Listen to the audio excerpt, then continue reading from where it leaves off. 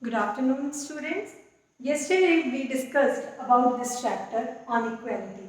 I told you a story about Kanta in which early in the morning when she went to vote, what she felt it was like equality is everywhere. There is no such discrimination whether she is poor or rich. All were standing in the same line. Okay, teacher, student, businessman, architecture, all were standing in the same line to cast their votes. But when she went to the hospital, the scenario was altogether different. There were no one rich standing in the line. Why? Because rich people don't go to the public hospitals, that is government hospital. They are not going to that. They are going to the private hospital where they just pay the money and they get the ward and they get treated. Okay, so she was asking to herself, क्या ये equality है? क्या is it equality? Is it equality कि हम जब vote करने जा रहे हैं तब तो सब कोई साथ में खड़े हैं, but this is not with us. This is not the same when she went to the hospital. So she was little bit disturbed. Okay so हम on equality, the name of the chapter is on equality. हम stories के basis पे ही इसको continue करते हैं. Okay, see the idea of universal adult franchise. What is the idea of universal adult franchisee talk about? It talk about that the adult who has attained the age of 18 has a right to vote. In India, if you means you are in class 7, so you are not going to cast the vote, but when you attain the age of 18 you have the right to vote. This is the idea which we have. Okay, so let's talk about few more stories which is talking about equality. Equality के other dimensions भी हैं to measure the equality. Are we equal or not? Okay, so let's continue with the story of Om Prakash Valmiki. See, Om Prakash Valmiki was a Dalit. Okay, Dalit is a word. Dalit was a Dalit. Dalit is a word used for so-called lower class. हम lower class के लिए Dalit word use करते हैं. Okay, so he was a Dalit student. One day what happened when he went to the school? जब ये school गया तो उसके प्रिंसिपल ने बोला कि तुम क्लास में नहीं बैठोगे, जाओ और पूरे ग्राउंड में झाड़ू लगाओ. Just because he belong to a very low family, है ना. तो इसको बोल दिया कि पूरे ग्राउंड में झाड़ू लगाओ. देखो एक छोटा सा बच्चा था, ही इज टॉकिंग. ये ओम प्रकाश वाल्मीकि ने एक बुक लिखी है. He wrote a book name जूटन.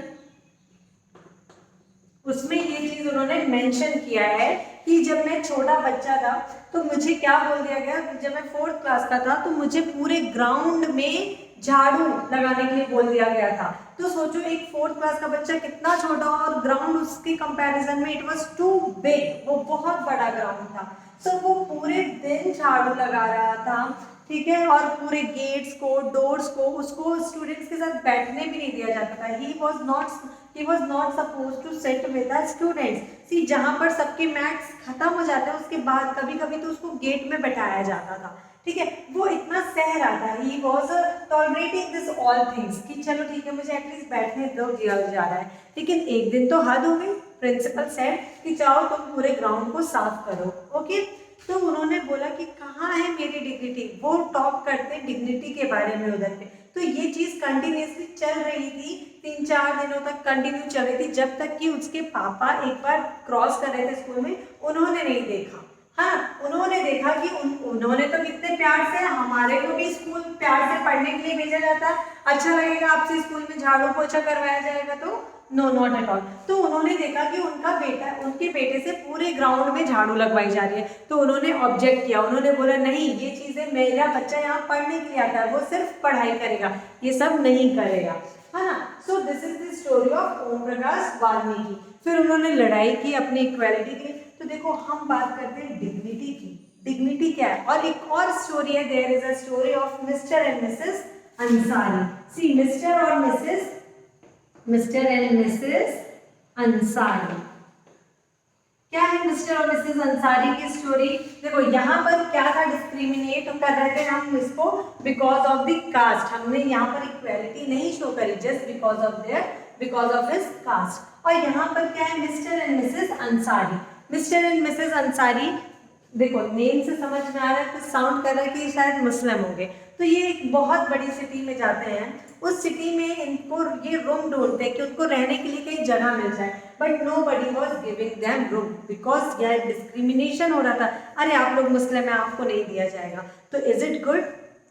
No हम एक इक्वालिटी की बात कर रहे हैं, हम यहाँ इक्वालिटी की, देखो राइट टू लिव है, हमारे पास राइट है, लेकिन लोगों ने अपने दिमाग में ऐसा सोच लिया। देखो अकॉर्डिंग टू लॉ इनको पढ़ने का भी अधिकार दिया गया है, वेदर ही बिलोंग्स टू दलित और ब्राह्मण फैमिली, कोई फर्क नहीं पड़ता, इनको पढ़ने का अधिकार है, इनको भी जीने और रहने का अधिकार है।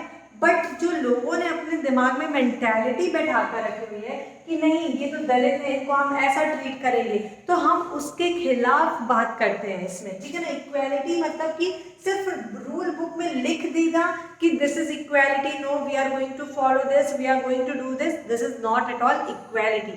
हमको हमारी डे टू डे लाइफ में इन सब चीज को इम्प्लीमेंट करना पड़ेगा।